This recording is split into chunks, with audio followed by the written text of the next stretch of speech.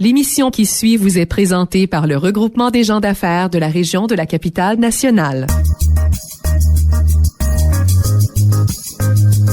Bonjour, ici Joanne Lefebvre. Je vous souhaite la bienvenue à notre rendez-vous hebdomadaire des gens d'affaires. Aujourd'hui, je vais m'entretenir avec deux autres finalistes au prix d'excellence du RGA, dont les lauréats seront connus lors du gala du regroupement des gens d'affaires le 12 avril prochain. Donc, deux autres belles histoires d'affaires à l'agenda aujourd'hui. Les francophones se sont établis en nombre important dans la grande région de la Capitale-Nationale au 19e siècle, attirés par les perspectives du secteur public, ainsi que l'agriculture et le travail dans les industries naissantes, comme par exemple le chemin de fer et l'exploitation forestière. En même temps, plusieurs répondirent à l'appel des affaires. Commerce au détail, cabinets professionnels et services de tout genre. Il est de mise que dans une région comme la nôtre, nous soyons attirés par l'activité nautique. La rivière des Outaouais d'un côté et le fleuve Saint-Laurent de l'autre sont des plans d'eau exceptionnels pour les amateurs de bateaux.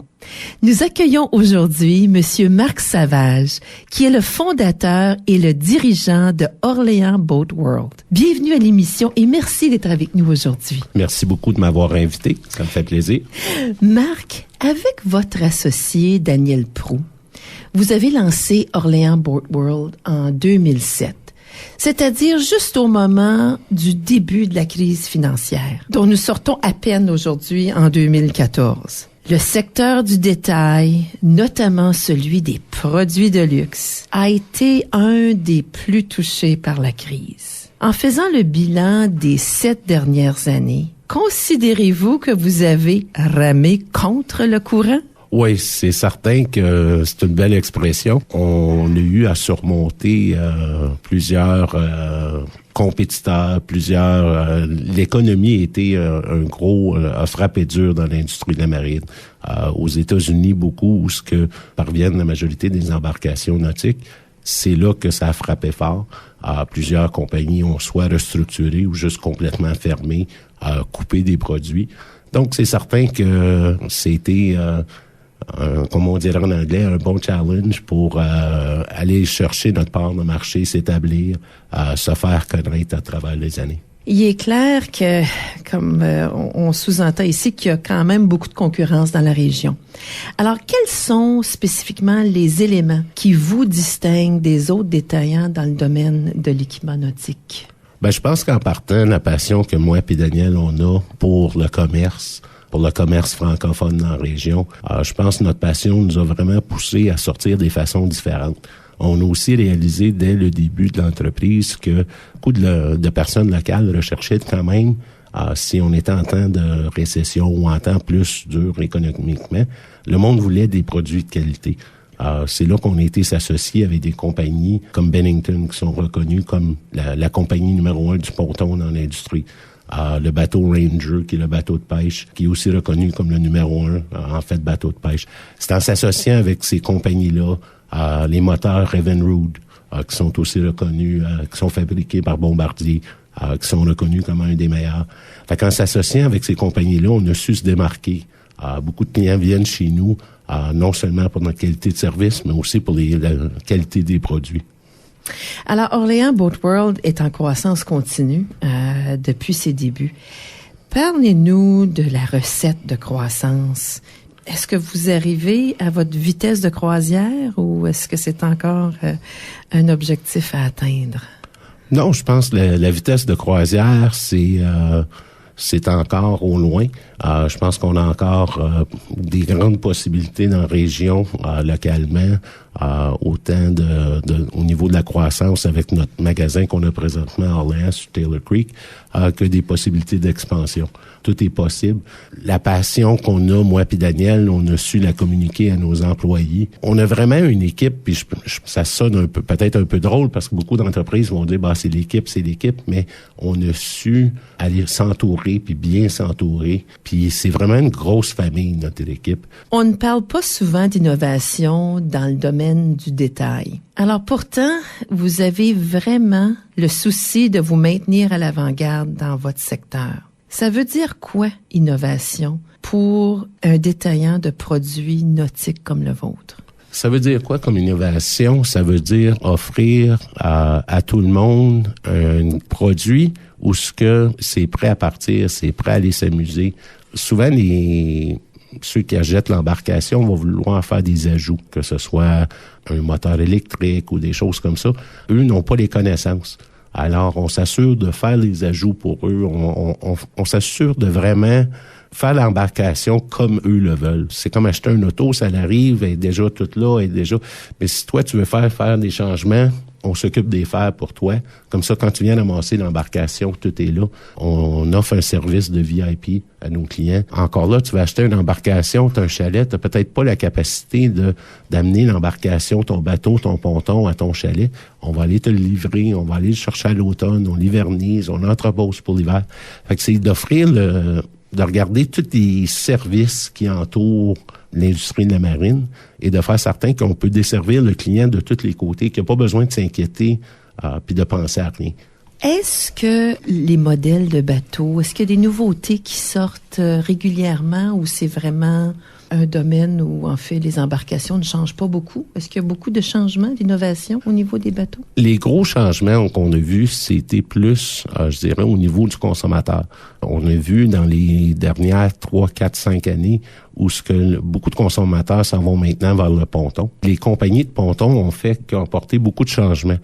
Le ponton, c'était souvent vu de beaucoup par c'est grand-papa et grand-maman qui ont un ponton, puis on s'en va là-dessus, puis on fait pout à l'entour du lac. Où ce que les pontons aujourd'hui sont rendus avec 3 coques, le gros moteur, tu peux faire du ski nautique, tu peux faire de la wake, tu as des tours de wake sur les pontons, les gros systèmes de son. Les pontons, j'en ai à vendre de 17 000 $, puis j'en ai jusqu'à 180 000 $. Fait que ça démontre la panoplie de choix et d'options pour accommoder. Maintenant, un ponton, c'est pour la famille. Tu as la capacité de marcher, de grouiller. T'es pas restreint à ton siège comme tu l'es dans une autre embarcation. Pas mal intéressant. Alors, je sais que vous vous intéressez beaucoup à la chose communautaire. Parlez-nous de ce qui vous tient à cœur. Chez Orléans Boat World, on est associé directement avec l'hôpital général. On supporte beaucoup les enfants de la communauté. On supporte les équipes de hockey. Je pense qu'on en commandite une 10 par année. Moi et Daniel, on a pour but de dire la communauté, c'est eux qui nous font vivre. Donc, faut supporter la communauté en retour. Faut redonner à la communauté, que ce soit d'organiser un tournoi de pêche où ce que les fonds vont directement à l'hôpital général pour la Société du cancer. Malheureusement, tout le monde connaît quelqu'un qui, dans sa famille, a été touché par le cancer. Fait que c'est une façon, on supporte plein d'autres organisations localement pour encourager la communauté. Alors, Marc, ça prend quoi pour partir en affaires? Je pense que la première chose pour moi, c'est un épouse en or. Parce que, moi dire, au cours des dernières années, je savais que j'arrivais à la maison, autant mon épouse que mes 2 filles, j'avais toujours le support. Quand tu pars en affaires, c'est des grandes heures que tu dois y mettre. Ta tête est souvent pas à la maison. Moi, j'ai été choyé. Mon épouse est exceptionnelle. Elle me supporte dans tout. Après ça, ça te prend du courage, ça te prend du vouloir, puis pas avoir peur d'y faire les grandes heures. Monsieur Savage, merci d'avoir participé avec nous dans cette émission. Donc, l'hiver a été très long cette année et je vous souhaite une super saison estivale. Merci beaucoup.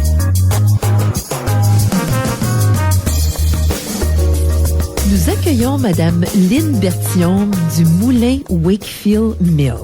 Madame Berthiaume porte le titre d'aubergiste, ce qui nous laisse imaginer des scènes d'auberge des siècles passés. Je me suis dit que l'aubergiste est la dirigeante de l'auberge, n'est-ce pas? Oui, tout à fait, Joanne. Nous sommes 2 aubergistes ici au Moulin Wakefield Mill Hôtel et Spa, mon conjoint Robert Milling et moi-même. Le Moulin Wakefield Mill est effectivement un de nos plus anciens hôtels de la région. Racontez-nous un peu cette belle histoire. Le moulin, comme tel, a été construit en 1838. Donc, tout à fait, il y a 176 ans. Et ça a été construit comme moulin à farine. De 1842, pour plus que 100 ans, c'était la famille McLaren qui était les propriétaires. Et ce qui est très intéressant, c'est que la famille McLaren a débuté ici à Wakefield et ce fut le début d'une très grande entreprise, finalement multinationale, qui s'est dirigée dans les pâtes et papiers et dans l'énergie. Et la famille McLaren, dans les années, en 1962, ça a été vendu, le moulin a été vendu à la Commission de la capitale nationale. Le moulin a continué à opérer jusqu'à dans les environ les années 1980. Notre hôtel a ouvert en 2001. Donc, entre les années 80 et 2001, le moulin était un musée. Alors, Lynn, vous êtes à la barre de cet établissement, vous, depuis 2001. Quelle a été l'évolution de l'entreprise depuis 14 ans? Ah, une belle évolution. Depuis 2001, nous avons fait 4 phases de construction. Donc, la première phase de construction qui était l'ouverture en 2001, qui comprenait 26 chambres à coucher, un restaurant fine cuisine, 4 salles de réunion et de banquet, et environ 40 à 50 employés, dépendamment de la saison. Après 3 autres phases de construction, nous sommes maintenant en 2014. Nous avons, en 4 mai, nous célébrons notre anniversaire de 13 ans d'ouverture. Nous sommes entre 80 à 90 employés. Nous avons maintenant 42 chambres, incluant dans notre nouveau pavillon Éco-Rivière, qui tout récemment a reçu la certification LEED, Leadership en environnement et énergie. Donc, nous avons nos 42 chambres à coucher, 2 restaurants, fine cuisine et bistrot, 5 salles de réunion banquet et un spa santé avec 6 salles de soins, 2 bains à remous et des aires de relaxation en forêt. Wow! Alors, le moulin Wakefield Mill est sans aucun doute le seul hôtel de son genre pour plusieurs kilomètres à la ronde.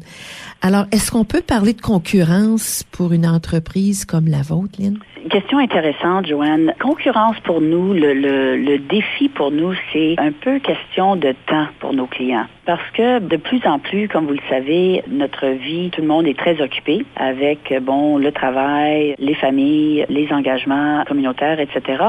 Donc, nous, notre concurrence, c'est vraiment d'attirer les gens de venir en escapade ou en lac à l'épaule. Donc, on offre une gamme de forfaits pour attirer les gens, justement, de dire, oui, on veut faire une petite escapade, on veut laisser notre vie très achalandée pour une escapade et voilà. Donc ça, c'est vraiment de miser sur attirer les gens à la ronde de 3 heures d'Ottawa de Gatineau, de venir rester chez nous.